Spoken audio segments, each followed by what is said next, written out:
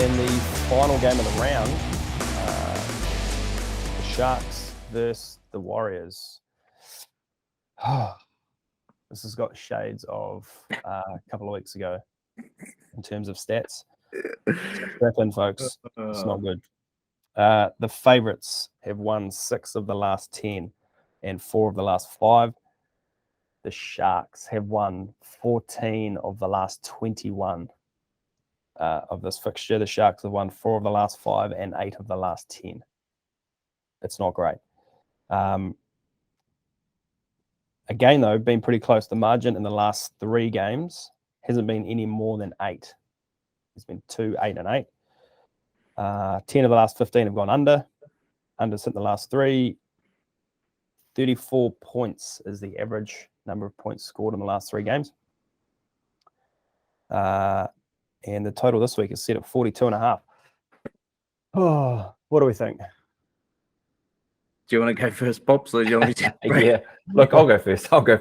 I guess with all those things you've said there, Carl, how are the Warriors paying $4? Because you would have to say that this is a match that Cronulla have played really well, apart from last week. They even played well in a loss against the Melbourne Storm, didn't they? They proved that this is a year that they are going to be a serious side. They're pushing the top 4. They are one of those teams that can work their way into being a top 4 side. So if that is the case, when the Warriors come up against those type of teams, it's normally in the losing column, and we don't have a good record against the Sharks. So how on earth are we paying $4 and not $6.50? And that's purely because we have a massive fan base here that love backing the Warriors each and every week. I mean, look at that Melbourne Storm game. It was weighted towards the Warriors in terms of betting, which is really hard to believe, isn't it? And the result afterwards will tell you that as well. Look, I think the Sharks are a really good side. I think they're a dangerous team in the competition. So as much as I'm a Warriors fan and I'm stripping that away, I think the Sharks are going to be awfully hard to beat at home. Thanks. I was trying to get you to plead a case for me or something. I've got no case for the Warriors at all.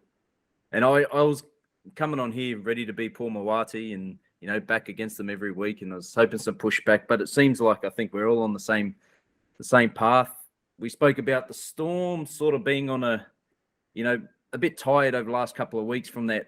The Sharks from that Storm game. When they played the Storm, such a tough matchup. The last couple of weeks, the results are sort of, that second half against Manly, still a bit weary from that Storm game and sort of on the weekend. But now they've got a Thursday night to a Sunday night turnaround. So almost a week and a half. All the players will be rested. I have, at PointsBet Stadium, they've been unbeatable this year. I can't plead a case at all for the Warriors. I think this is going to get ugly.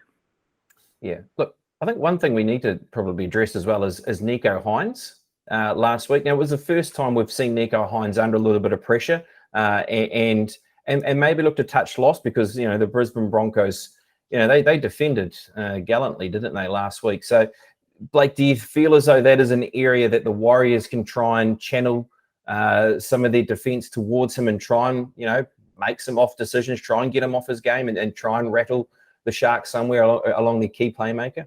Yeah, and I think they would have looked at it this week.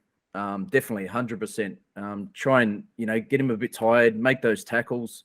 And last week, Broncos, we spoke about what a great job they did. But look, to be honest, I think that whatever happened last week and the week before is just an after effect of playing the Storm. I sort of rubbished it a couple of weeks ago, but now looking back, hindsight, great thing. Looking back now, I think that Storm game just took such a toll on the Sharks team that's newly brought together, and they're still trying to figure themselves out as well. So I think as much as, trying to prove some points for the Warriors, that's what they should do. I think the Sharks will still be too good no matter what they throw. Yeah, I tend to agree. I think looking at the teams man for man, I feel like the forward pack, we've probably got them covered. Finucane a big in for them though. But in the forwards, I think we can handle ourselves pretty well. It's the backs, and in particular the 2, 3, 4, 5 for the Warriors. and they use so heavily these days. You know, all teams bringing them out the back end, or getting a set started. Ramian and Talakai are the two of the best centers going around at the moment, and we've got two of the sort of younger, more raw centers starting for us, and Villiers and Rocket Berry. We saw what Talakai did to Manly in the first 20-30 minutes of that game. I don't want to say it out loud, but I feel like it could happen again. I fingers crossed for a Warriors win. I'd love to see them, as we say, bring the Sharks down to our level and scrape in another win. But I hope Paul's not watching this. I reckon, Carl, that's a great game for a same-game multi. Look to play a Talakai, Ronaldo, even go and they go right with Katoa. I mean, they're three guys that could really get their hands on the ball. And then if you wanted to include some sort of Warrior inclusion, well, that's where you find your favorite Warrior player to try and score a try. You look that way if you're a Warrior supporter, to try and include a Dallin or a Pompey or a Walsh or someone like that to score a try with those three players. That would be my sort of play, anchoring around those three players from the Sharks to score a try, and then sort of take 3-4 different same game multis with different players included. Well, you need someone to pump it up, because if you only take those three to score, you're only getting $5. Yeah, that's all right. Yeah. Chuck Ben Murdoch Masilla in there or something like that for Yeah, I like it. I like it as an option, and same with the Storm game too. Just load up on.